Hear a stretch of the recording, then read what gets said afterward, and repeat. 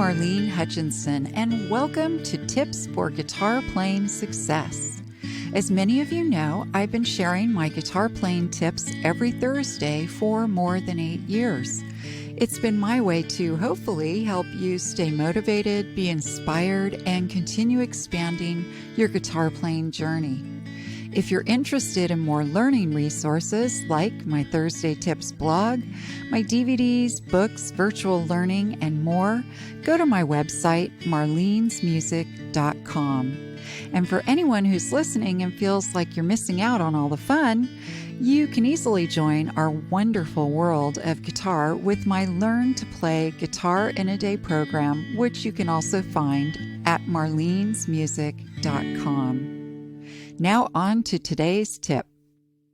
Today's tip is more about guitar tablature.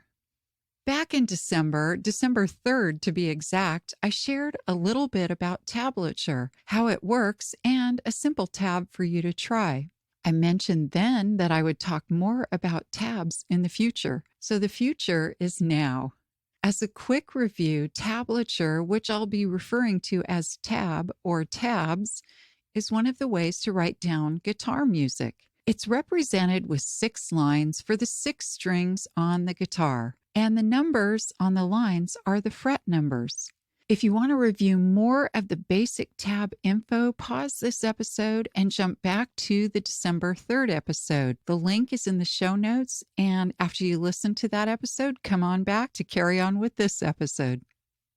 As I mentioned, there are fret numbers written on the lines. That's how you'll know which fret to press on. But there can also be other notations. I thought it would be helpful to go over some of the basic tab terminology and symbols. Then, when you see them, you'll be able to adapt to them like a pro. By the way, don't forget to support this podcast by joining my patrons group. The link is in the show notes, and thank you for your support. What I'd like to do is go over the 7 most common terms that you might see. First is a lowercase x. It means to mute or stop the sound of the string, usually with the palm of your hand. Sometimes you'll see this for one string, sometimes for multiple strings, and sometimes for all the strings, which sounds like this. The second symbol you might see is a lowercase b. A lowercase b means you should bend the note. To bend a note, you'll press on the fret of that string, play that string, and while the sound is resonating and you're still pressing, you'll bend the string upward against the wood on the neck. Essentially, you're moving the note a half a step musically. Usually, you'll bend that note a half a step, but not always. The notation for how much to bend that note is usually indicated over the fret number. You might see, for example, a fraction like 1/2, meaning bend a half a step. If it indicates a whole step, then you'll see the number 1, and that means you'll need to bend the string more to move the sound a whole step. And it sounds like this. The third notation is a lowercase h, which means hammer on. To play a hammer on, you press on a string, play that note, and without lifting off that note, you'll hammer one of your other fingers on the same string, but in a higher fret. And it sounds like this. The fourth notation you might see is a p. A lowercase p means pull off. It's the opposite of hammer on. You'll pull off of the string instead of hammering on.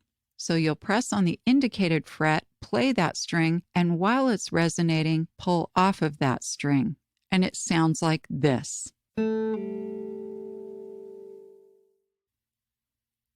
The fifth notation is slash marks, and that could be forward slash and it could be the backward slash.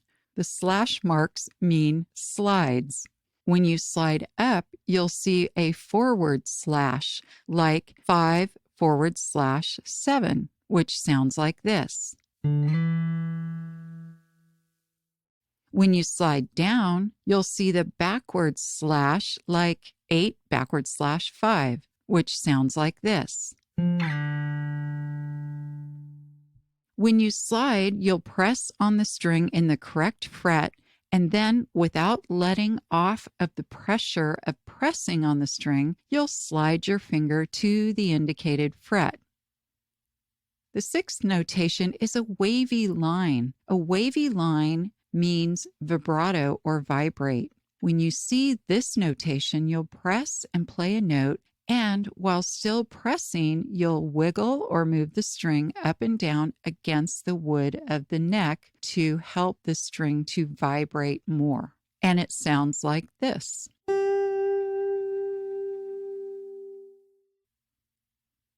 The seventh notation that you might see is an asterisk.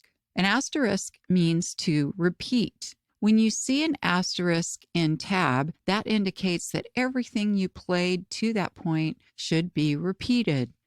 It can also be found in the middle of a song. In that case, you'll typically see an asterisk where the repeat starts and where it ends.